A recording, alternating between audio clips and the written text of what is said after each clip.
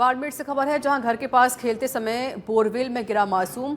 रागेश्वरी थाना पुलिस मौके पर पहुंचे। स्थानीय लोगों के मासूम को बाहर निकालने के प्रयास शुरू किए गए हैं। पुराने बोरवेल में मोटर डालने के लिए वापस ओपन किया गया था। 150 फीट गहरा बताया जा रहा बोरवेल, 3 साल के मासूम को बाहर निकालने के लिए रेस्क्यू ऑपरेशन शुरू किया गया है। अर्जुन की ढाड़ी छोटू गांव की पूरी घटना है, जहां पर एक मासूम बोरवेल में गिर गया। मौके पर टीम मौजूद है। पूरे प्रयास किए जा रहे हैं ताकि बच्चे को निकाला जा सके। घर के पास बच्चा खेल रहा था और उसी दरमियान ये बच्चा बोरवेल में गिर गया। 150 फीट गहरे बोरवेल में गिरा है एक मासूम। बाड़मेर से जानकारी, 3 साल के मासूम को बाहर निकालने के लिए रेस्क्यू ऑपरेशन शुरू किया गया है।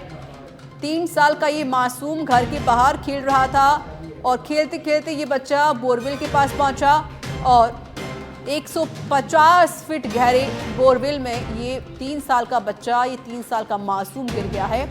मौके पर पुलिस अमला मौजूद है, पूरी टीम भी मौके पर मौजूद है। बच्चे को निकालने का प्रयास शुरू किया गया है।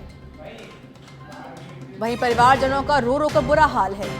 बाड़मेर से जानकारी दे रहे हैं, जहां पर एक छोटा सा मासूम घर के बाहर खेल रहा था। 3 साल उम्र उसकी बताई जा रही है और वह 150 फीट गहरे बोरवेल में गिर गया है। पुरानी बोरवेल में मोटर डालने के लिए वापस इस बोरवेल को ओपन किया गया था, लेकिन बच्चा घर के बाहर खेल रहा था और फिर वह बोरवेल में गिर गया। लेकिन एक और बड़ा सवाल तो ये और लापरवाही भी देखी गई है। अगर पुराने मोटर में पाइपलाइन डाली जा रही है तो अगर दूसरी बोरवेल को खोला जा रहा है तो वहां पर कोई होना चाहिए था देख रेख में। उस बोरवेल को ऐसे ओपन कैसे छोड़ दिया गया, कैसे खुला हुआ उसे छोड़ दिया गया? अगर बोरवेल को खोला गया है तो जाहिर है कि वहां पर कोई आसपास मौजूद होना चाहिए था, क्योंकि लापरवाही भी देखी गई है।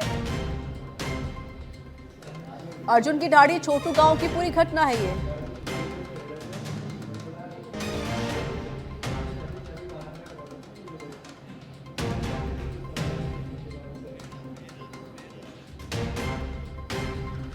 संवाददाता भैराराम मेरे साथ जुड़ चुके हैं फोन लाइन पर। भैराराम, अभी पुलिस देखिए मौके पर मौजूद है, रेस्क्यू किया जा रहा है और बच्चे को निकालने की कोशिश हो रही है।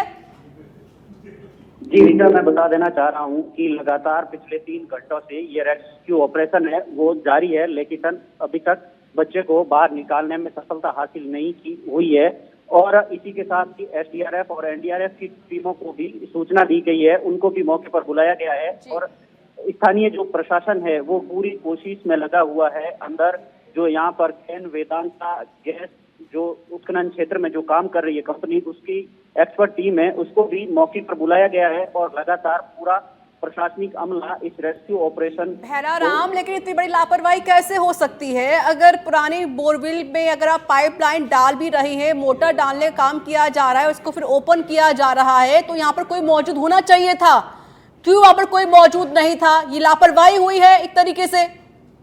जी रिचर्ड, मैं बता देना चाह रहा हूँ कि ये जो ढाणी है उस ढाणी के आगे ही उनका जो कृषि बोरवेल है वो है, जो पुराना था और उसकी जो मोटर खराब हो गई थी, तो वो घर वालों ने उसको मोटर को बाहर निकालने के बाद में उसकी सुरक्षा को लेके कुछ भी नहीं किया और वो थोड़ी दूर पे चले गए थे और बच्चा घर के आगे ही खेलता हुआ दौड़ता उस जाके बोरवेल में गिर गया और उससे ये पूरा हादसा हुआ है।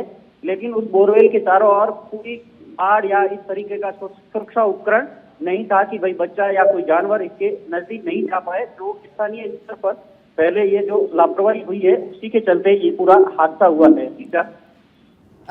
ठीक है भैराराम, एक और सवाल, कितना समय हो चुका है इस घटना को और कहां तक रेस्क्यू पहुंचा है?